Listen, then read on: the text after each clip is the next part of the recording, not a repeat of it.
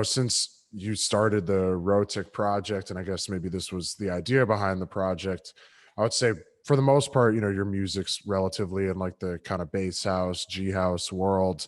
What is it about those sounds that speaks to you? So I think being a bassist, a bass player, I think my music has always been bass centered, I would say. And I grew up listening to disco too. My dad showed me like disco and house music, and as a kid, there was the '90s dance music boom that you would listen to it all day on the radio. Like Hadaway and the Rhythm of the Night, that kind of stuff.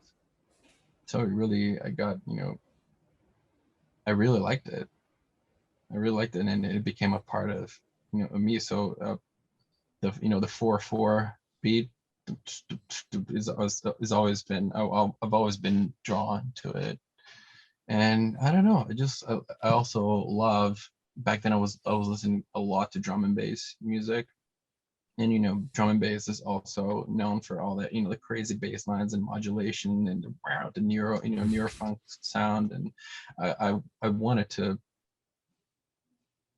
put the two together,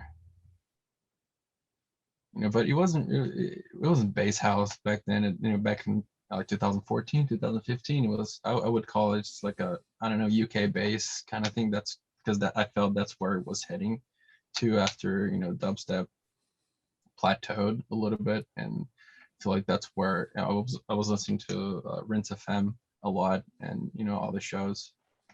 And I noticed that the garage thing was, and yeah. And like FOMO, which now is half of Morgan City. His show is pretty cool. Like Roscoe and Shadow Child, more on the house side. And I would listen to it all day, and I kind of internalized the sound. And that's when the stuff, the Rrotik stuff, is the result of that.